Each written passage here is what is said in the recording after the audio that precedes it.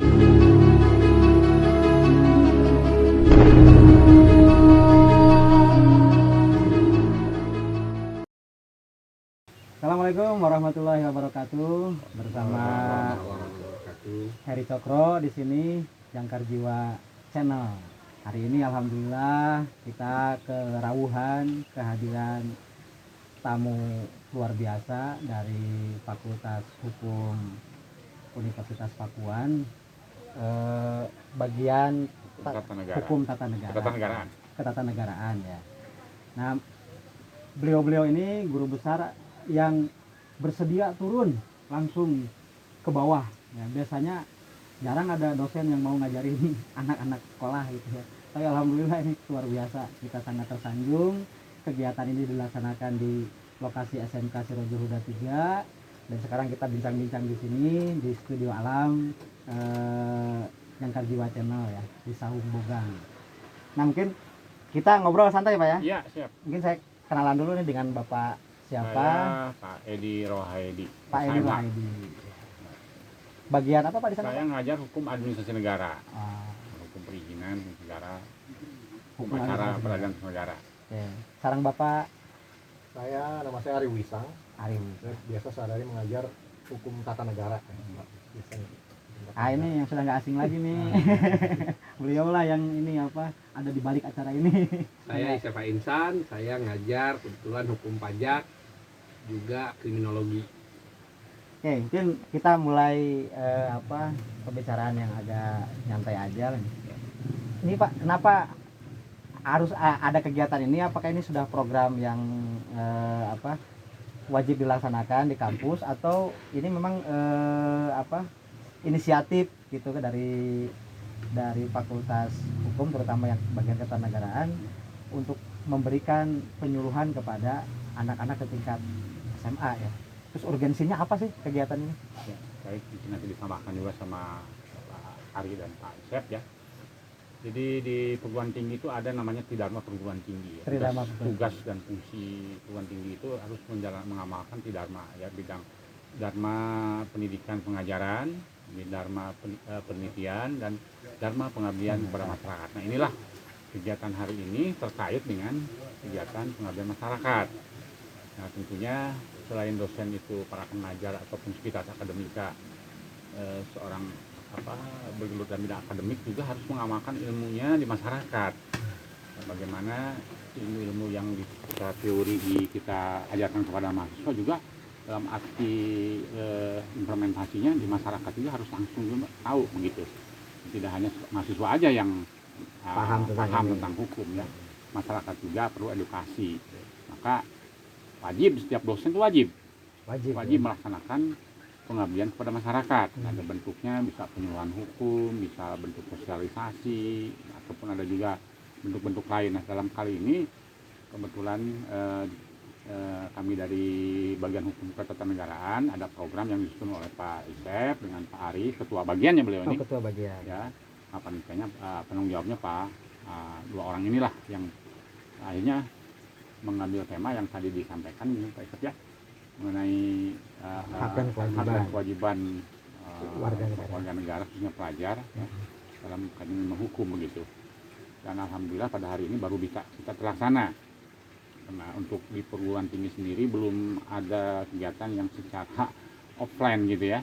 Tapi untuk tingkat sekolah dasar sampai menengah atas ini sudah mulai. Maka kita pada hari ini bisa bersilaturahmi dalam rangka kegiatan masyarakat tadi gitu.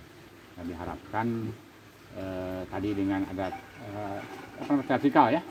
Nah, itu dalam satu sisi dari aspek hukum itu pidana ya, lebih ke kriminologi ke pidana sebenarnya tadi. Aspek hukum itu luas ya. Karena saya administrasi negara, tata negara, pajak bahkan. Nah, itu ada kriminologi ya. Nah, di situ makanya kita ingin menggali juga masyarakat kita ini. Tadi saya dalam penyampaian materi juga, masyarakat ini merasa keadilan di Indonesia bagaimana sih ya? Pengadilannya banyak, aparatnya banyak, tapi kesannya keadilan masyarakat itu ya diabaikan. Terasa oleh masyarakat begitu. Kalau orang yang berduit melapor direspon, orang kecil mengusaha gitu kan. Nah, ini karena hukum itu juga, efektif hukum itu berkaitan dengan 4 hal gitu ya. apakah hukumnya itu sudah betul-betul memadai, baik nggak gitu, dan bisa diterima oleh masyarakat. Karena hukum itu harus dikaji dari segi filosofisnya, sosiologis maupun yuridisnya.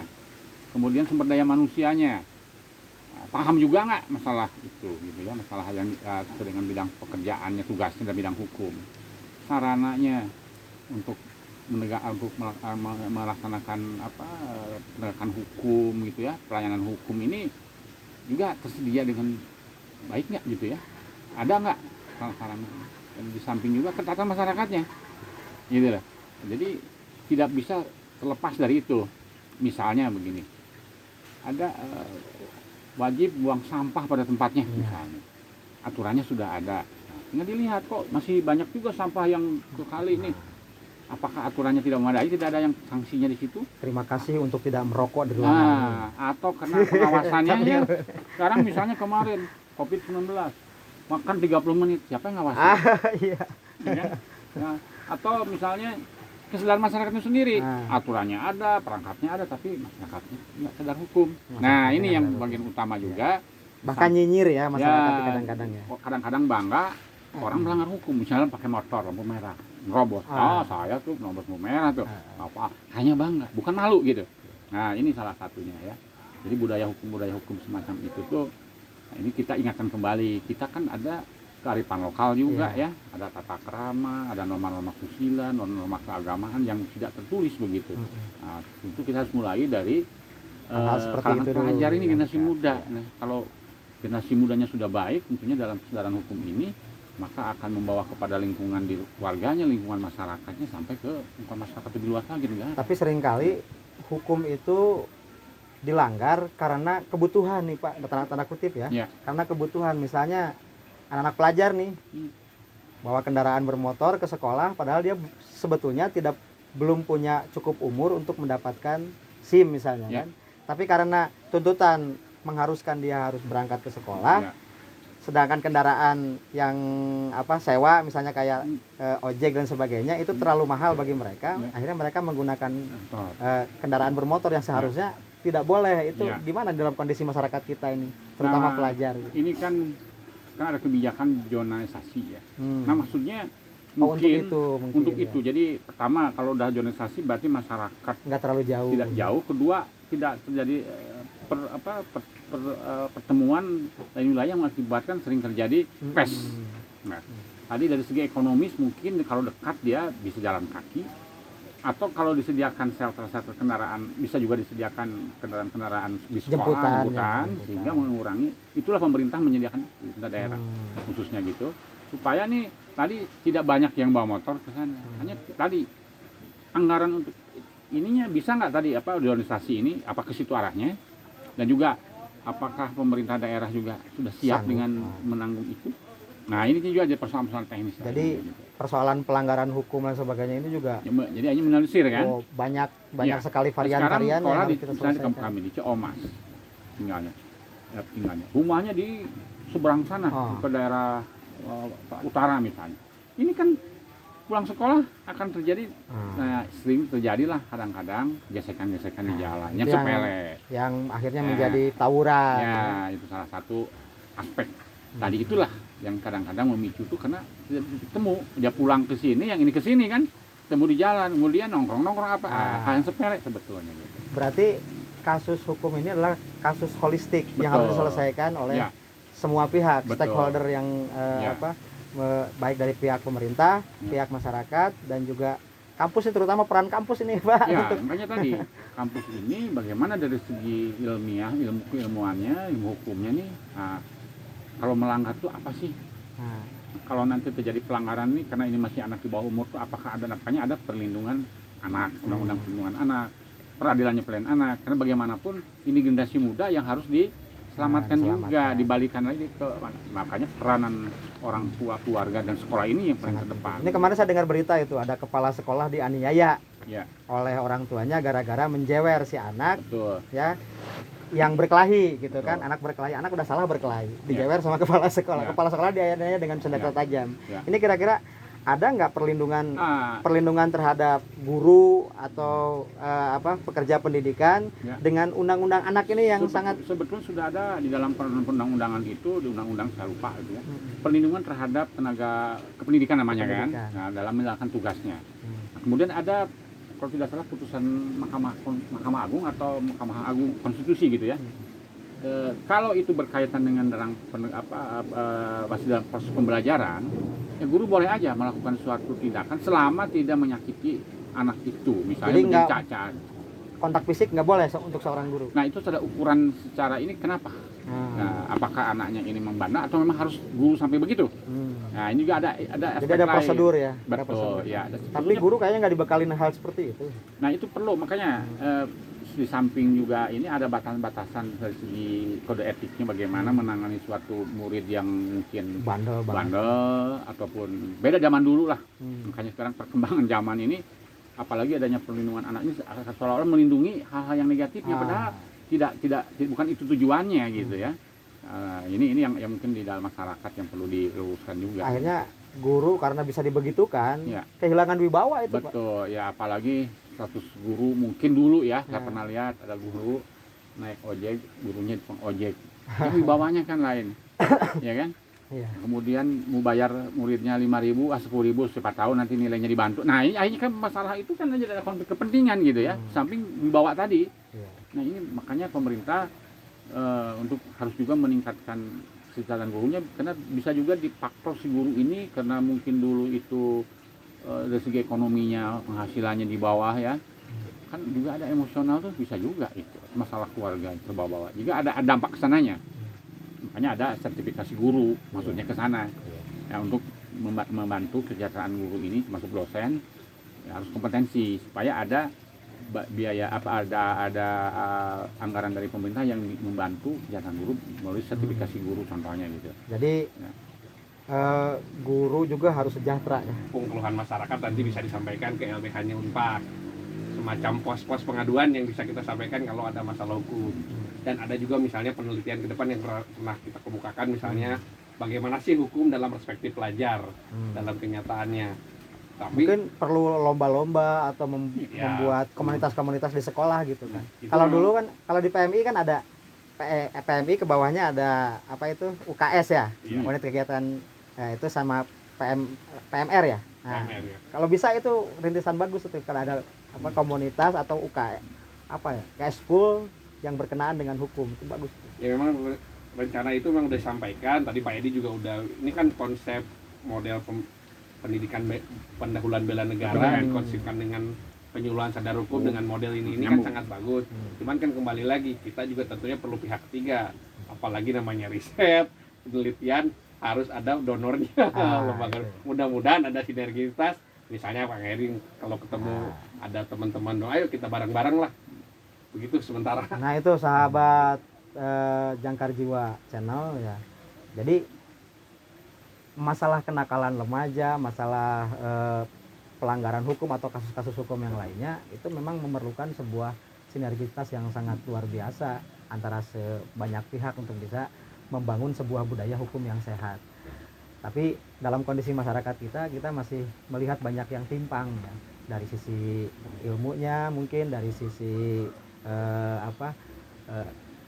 pendidikan hukumnya, dari sisi aparatnya dan sebagainya sehingga penegakan hukum ini terasa sangat tidak berimbang gitu ya. Jadi bagaimana bisa membangun keadilan kalau seperti itu.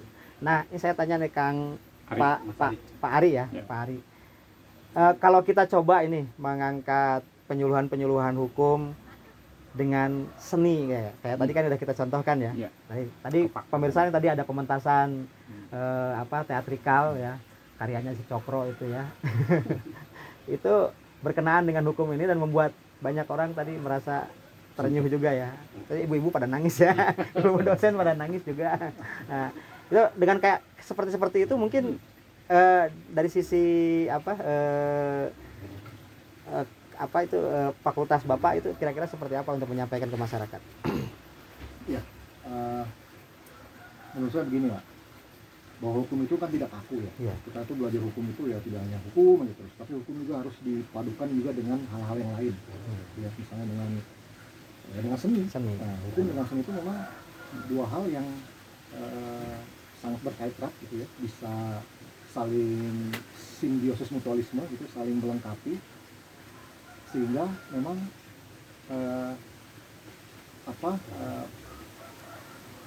instrumen seni itu juga bisa digunakan untuk juga menggambarkan gitu kan, untuk juga menyentuh gitu, empati masyarakat. merepresentasikan kondisi hukum yang ada. Nah itu sebenarnya di fakultas kami juga Ada. Penyatuan antara hukum dengan seni itu udah sering suka dilakukan sejak lama gitu ya.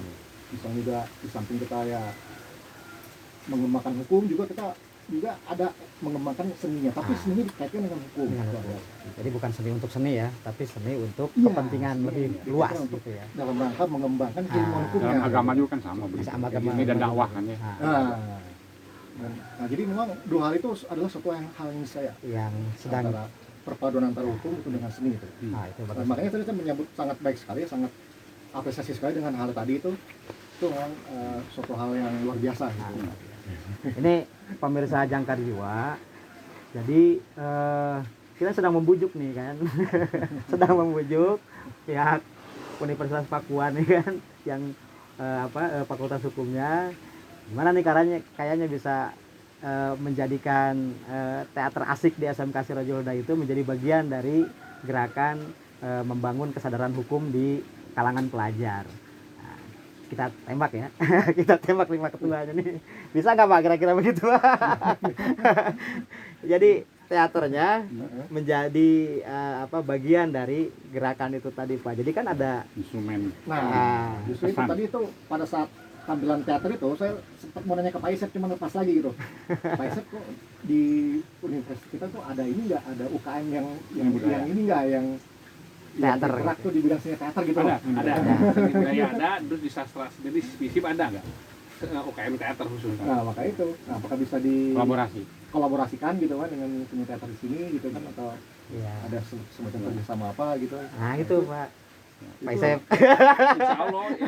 Kalau tadi kan lebih ke fakta ya, fakta masyarakat yang jadi korban.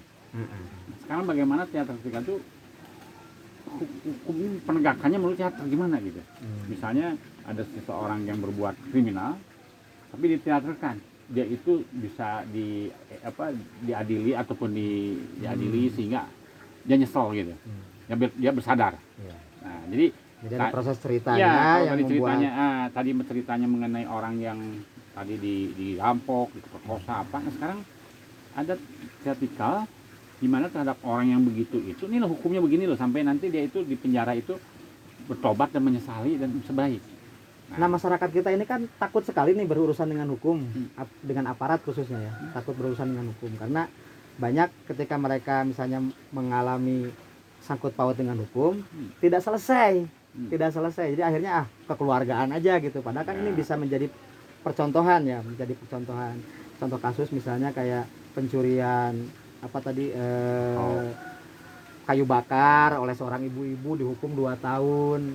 Tapi ketika pembalakan liar cuma dihukum juga 2 tahun. Ini kan dari sisi keadilan sosialnya tidak Ada dalam timpang. ilmu hukum itu namanya restoratif justice. Nah, jadi penyelesaian yang tidak dibawa ke pengadilan untuk kasus pidana tertentu. Tapi itu bagus nggak dari sisi Ya, masyarakat kita? Bisa. Misalnya ada, jadi hukum itu harusnya banding terakhir untuk pidana tertentu.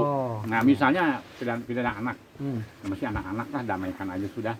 Nah, bisa begini tadi, pencuriannya itu hanya ringan lah, hanya mencuri kayu bakar lah berapa, tinggal dipertemukan ya oleh kepolisian dan segala macam, si pihak yang punya lahan itu misalnya diedukasikan, ini kan tinggal apa maunya, apa minta maaf atau menggantikan. Kalau menggantikan kan tinggal tidak mampu bayarnya misalnya dan segala macam, kan bisa melibatkan masyarakat yang lain gitu.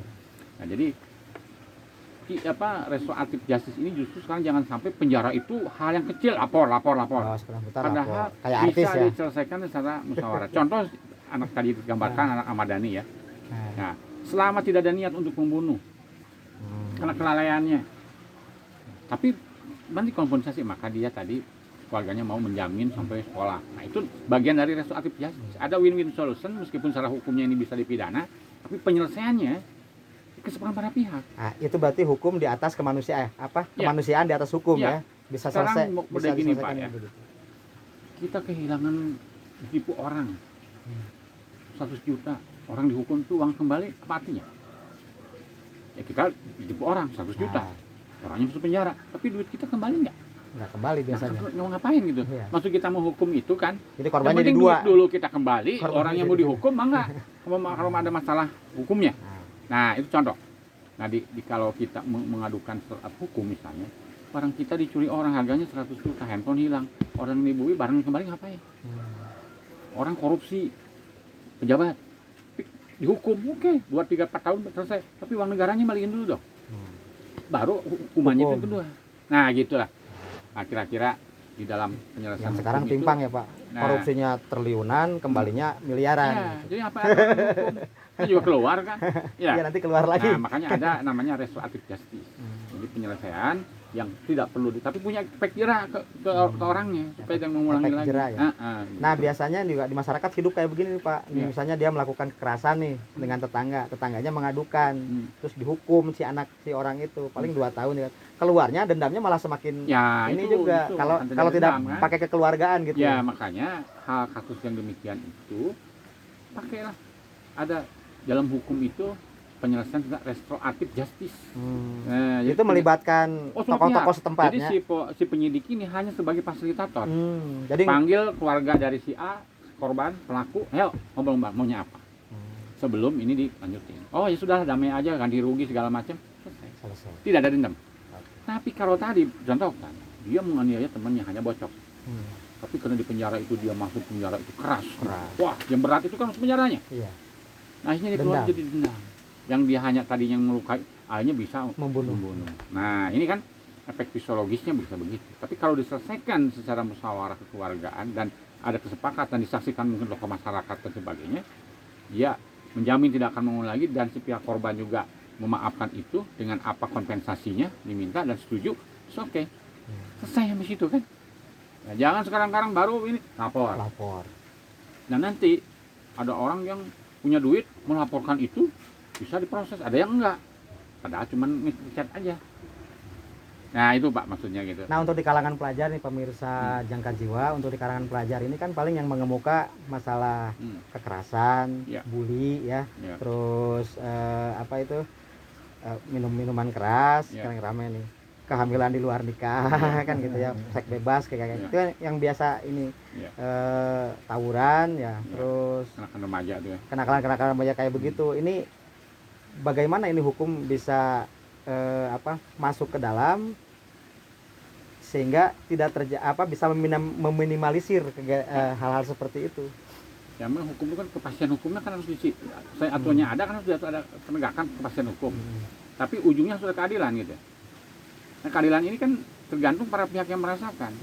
Bukan keadilan menurut hakim aja gitu. Kalau dihukum sekian nih puasnya nih korban dengan si pelaku ini. Nah, biasanya tidak ya. Nah, Dihukum 4 tahun anggarnya ngamat betul. gitu. Tapi kalau tadi penyelesaiannya secara musyawarah, Nah. sana apa kan? Bisa ini. Nah, gitulah. Oke, mungkin itu ya yang bisa diperbincangkan saat ini. Jadi masih ada kegiatan-kegiatan ke depan nih Ya, kayaknya. mungkin gini Pak, nanti ke depannya nih dengan Pak Richard tadi udah bicara, jadi lebih terintegrasi lagi. Nah. Ya, misalnya yang digerakkan itu kan ada selain tadi kesedaran hukum, ada pendidikan bela negara. Itu Pendidikan ada bela kaitannya dengan pesan hukum Nah. itu. Tidak harus bangun senjata segala macam, ya. Tapi bagaimana bersikap. Nah, disitulah ada pendidikan pendahuluan bela negara itu, yaitu pendidikan kewarganegaraan salah satunya juga mengedukasi ke perilaku sebetulnya. Jadi di pendidikan kewarganegaraan itu ada di kelas 2 kalau nggak salah itu Ya. ada materi tentang hukum, baik Ya. hukum pidana, hukum perdata sama hukum-hukum yang hidup di masyarakat. Ya. Kayak Adat. hukum adat dan sebagainya. Itu kira-kira ada nggak program dari Fakultas Hukum mendidik guru-guru PKN ini? Ya, Nah, Itu bisa jadi program. bisa jadi program. Jadi program. Saya dulu pernah ngajar Pak di SMA Kornita. Itu ngajar hukum tata negara memang gitu ya. Kan ada majelis mengajar itu. Nah itu salah satunya mereka juga perlu ilmu-ilmu yang ini, ya nggak bisa. Itu jadi belum satu kegiatan, apakah dengan sekolahnya, apa dengan apa PGRI-nya atau bagian guru, pembimbing gurunya itu, dan itu berarti kita tiap tahun tuh udah jelas programnya nih, udah siap, ada siap, gitu siap. udah. Saya Ya, nih, kan? saya kebetulan juga aktif di PGRI nih. Nanti Hmm. saya akan sampaikan ke sana. Mungkin nanti guru-guru PKM bikin MGMP lintas Ya, apa sih namanya? SMP SMA boleh gitu bareng-bareng gitu ya. Lintas jenjang gitu. ya. Kita akan didik tuh bukan didik apa namanya, berikan penyuluhan, sharing bareng dengan guru-guru PKN supaya dia menjadi apa juga volunteer ya. Volunteer di Nah, kalangan justru, Pak, pelajar gitu. yang namanya pengabdian masyarakat itu tidak sebetulnya konsep yang apa yang sesuai dengan standar itu tidak terhenti ini, harus berlanjut. Oh ya. Jadi kalau kita punya hukum itu kan hanya insiden ini aja nih, yang harus sampai ada berdampak kepada sekolah ini apa, Oh ya. Siap. kepada guru apa. Berarti kan harus berlanjut. Ada 20 sekolah yang tergabung di PGRI Ya. ranting SMP SMA. Siap-siap ya guru PKN ini, kita akan buat program untuk guru-guru PKN Ya. bekerja sama dengan Fakultas Hukum. Kan nanti kegiatannya kan bisa Fakultas. pembekalan atau Nah. pelatihan Nah. guru-guru PPKN. Nah, Iya, gitu. pembekalan. Pelatihan. Baik, kita punya agenda nih ya. Kita Ya. punya agenda ke depan yang bisa nanti kita kolaborasikan. Baik, untuk saat ini saya mengucapkan terima kasih ke atas kehadiran Bapak-bapak semua, dan kami sangat tersanjung betul atas kehadiran Bapak-bapak semua di sini, dan Ibu tadi ada ya, Ya. Ibu-ibu di sini. Mudah-mudahan niat baik, gerakan-gerakan baik seperti ini menjadi menggelembung yang membesar dan bisa menangkal hal-hal yang bersifat negatif di masyarakat. Baik, untuk itu Jangkar Jiwa, jangan lupa untuk selalu menyaksikan Jangkar Jiwa Channel ya. Salam budaya, salam Indonesia. Terima kasih, Pak.